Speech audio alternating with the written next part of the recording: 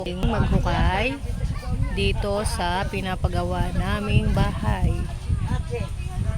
Ayan po. Ayan po yung steelman nagagawa.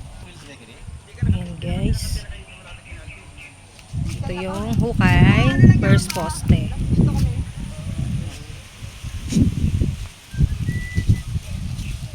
O makikita nyo sa tinayo naming bahay. Ayan. May nyugan po guys. Maganda po yung lugar. Ito yung isang hukay ng poste. Pundasyon na gagamitin sa paggawa ng bahay. Yan.